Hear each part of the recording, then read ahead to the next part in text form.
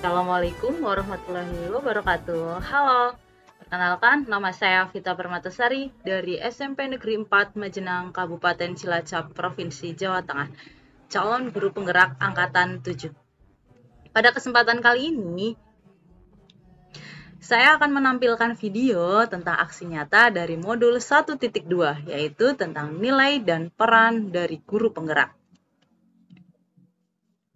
Untuk peran dari guru penggerak, yang pertama ada pemimpin pembelajaran, yang kedua ada mendorong kolaborasi dari antar guru dan teman sejawat, kemudian inovasi pembelajaran, dan yang terakhir di sini menciptakan lingkungan belajar yang kondusif, di mana untuk inovasi pembelajaran, kita menampilkan ada anak yang melakukan sebuah percobaan atau praktikum.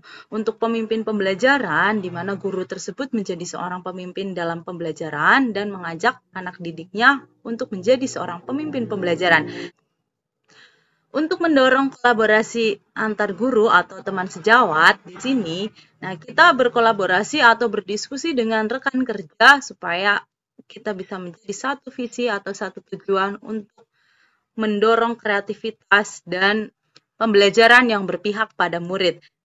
Kemudian untuk menciptakan lingkungan belajar yang kondusif, kita di sini dapat memberikan suatu pembelajaran yang dapat berpihak pada murid juga. Peran yang selanjutnya yaitu mewujudkan kepemimpinan murid. Kemudian ada coaching untuk guru lain, di mana ketika mewujudkan kepemimpinan murid, kita bisa mengajak murid tersebut untuk berani berbicara di depan teman-temannya ya. Misalnya saja di depan kelas, presentasi, atau ketika presentasi kan bisa kelompok, bisa sendiri ya. Nanti kita bisa ajarkan dari kelompok terlebih dahulu, nanti lama-kelamaan kita coba anak tersebut untuk maju ke depan kelas sendiri. Kemudian coaching untuk guru lain, di sini kita bisa memberikan arahan atau gambaran tentang pembelajaran misalnya terhadap teman-teman guru atau rekan-rekan guru di sekolah yang sama. Selanjutnya untuk nilai dari guru penggerak itu sendiri ada mandiri, reflektif, inovatif, kolaboratif, serta berpihak pada murid. Ada 5 di sini. Nah, untuk berpihak pada murid, kita bisa mencontohkan yaitu ada bersih sekolah. Nah, bersih sekolah di sini anak-anak bisa melakukan kebersihan. Kemudian saat istirahat ya, kita bisa lihat gambarnya. Saat istirahat di sini murid-murid itu berada di luar kelas dan tidak berada di dalam kelas. Seperti itu. Nah, kegiatan bersih sekolah ini kadang dilakukan setiap hari Sabtu, yaitu Sabtu bersih. Nah, di mana untuk berpihak pada murid yang selanjutnya ada sholat duha berjamaah dan sholat duhur berjamaah. Sholat duha berjamaah di sini dilakukan setiap hari Rabu dan dilaksanakan di halaman sekolah. Untuk sholat duhur berjamaah di sekolah kami dilakukan kurang lebih 3 kloter ya, karena musolanya yang tidak terlalu besar, jadi kita lakukan 3 kloter untuk sholat duhur berjamaah. Kegiatan yang selanjutnya yaitu ada kegiatan literasi atau mengaji ya. Di sekolah kami sudah dibiasakan kegiatan mengaji atau hafalan juz 30 setiap awal dan akhir pembelajaran. Jadi sebelum mulai pembelajaran dan sebelum pulang sekolah yaitu ada kegiatan mengaji. Kemudian untuk literasi bisa dilaksanakan di perpustakaan. Yang selanjutnya ada berpihak pada murid lagi yaitu kegiatan olahraga. Nah, di sini terkadang kita hari Sabtu itu ada kegiatan senam bersama atau Sabtu sehat. Nah, kalau tidak senam bersama, kita bisa melaksanakan voli bersama dengan murid-murid. Yang terakhir di sini ada berpihak pada murid. Ini ada salah satu kegiatan ekstrakurikuler yaitu ada kepramukaan, di mana kegiatan ekstrakurikuler ini tidak hanya pramuka saja, ada bermacam-macam tentunya. Kegiatan yang selanjutnya untuk kelas 7 adalah P5.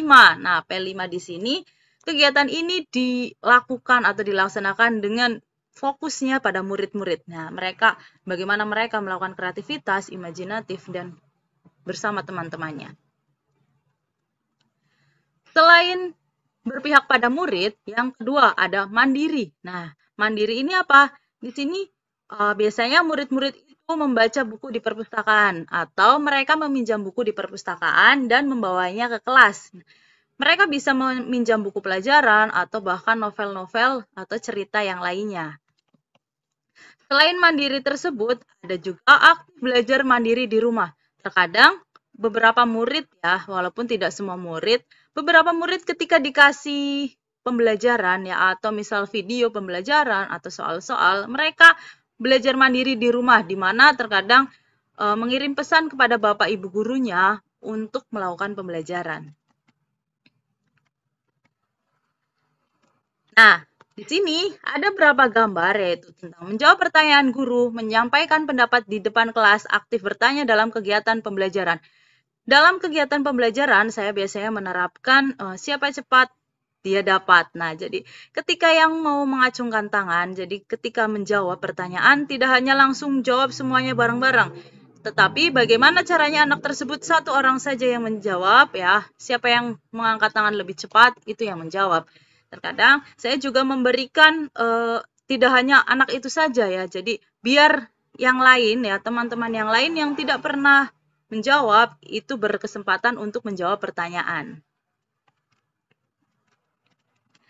Setelah itu ada reflektif. Reflektif di sini murid memberikan refleksi di akhir pembelajaran dibantu oleh guru. Nah, hal ini masih jarang dilakukan, namun sesekali dilakukan karena kadang-kadang bel selesai ya sudah gitu ya. Kemudian menghubungkan materi sebelum dan sesudah, memberikan pertanyaan, refleksi pembelajaran dan memberikan reward kepada murid yang aktif. Nah, di sini ada beberapa contoh gambar siapa yang berani merefleksikan diri, siapa yang berani bertanya dan lain sebagainya.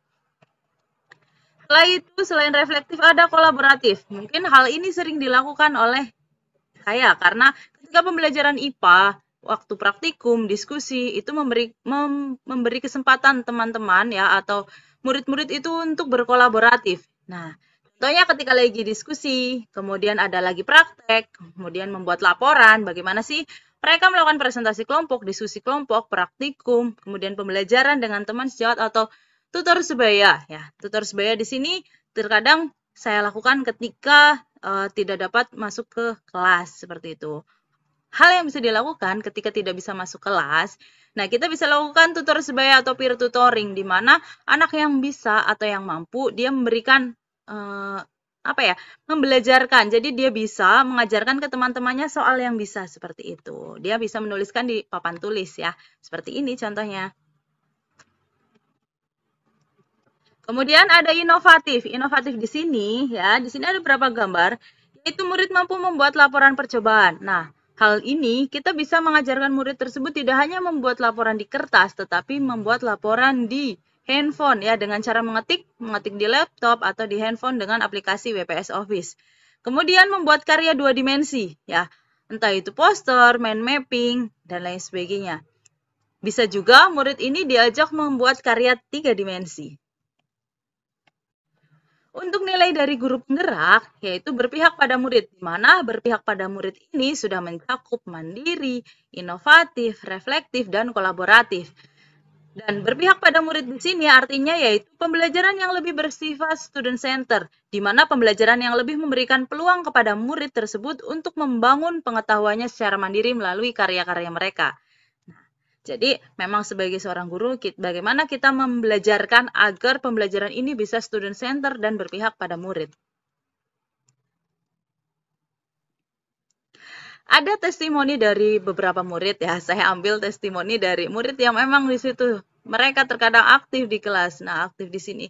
Mereka sering bosan ya, apalagi ketika jam pembelajaran terakhir di kelas. Pasti anak-anak akan merasa bosan dan sudah pelajaran terakhir, menghitung, nah itu mereka pasti sudah merasa agak sedikit pusing. Nah. Kami praktek, menggunakan sampo, lemon, dan jeruk nipis. Saat kami bosan, kami meminta es beriking. Kadang kami berdua di depan, memimpin es beriking. Di sini ada testimoninya. Kemudian hal-hal apa saja yang dapat dilakukan sebagai calon guru penggerak untuk menguatkan peran serta nilai tersebut. Nah, dalam aksi nyata ini, jadi tidak hanya kita tadi membelajarkan saja, tapi kita sebagai seorang guru juga harus semangat. Ya, satu, semangat. Kemudian yang selanjutnya bertanggung jawab sebagai seorang guru. Jadi tidak hanya semangat saja, kita juga harus bertanggung jawab. Selanjutnya ada percaya diri. Nah, di mana kita juga sebagai seorang guru harus percaya diri. Kemudian kemampuan berinovasi dalam melakukan pembelajaran. Karena kalau misal belajarnya itu-itu saja, kadang-kadang anak merasa bosan. Apalagi ketika ceramah aja, Bu, kok ngomong terus sih, Bu? Pasti seperti itu. Kemudian dukungan dari pihak sekolah itu juga penting ya. Dari kepala sekolah, guru, atau lingkungan sekitar. Kemudian guru juga berperan sebagai sahabat murid, ya, tetapi jangan juga terlalu dekat, jangan juga terlalu jauh.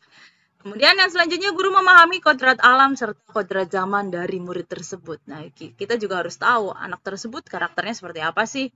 Kemudian perkembangan zaman sekarang juga seperti apa. Kita juga harus bisa melakukan inovasi pembelajaran seperti itu.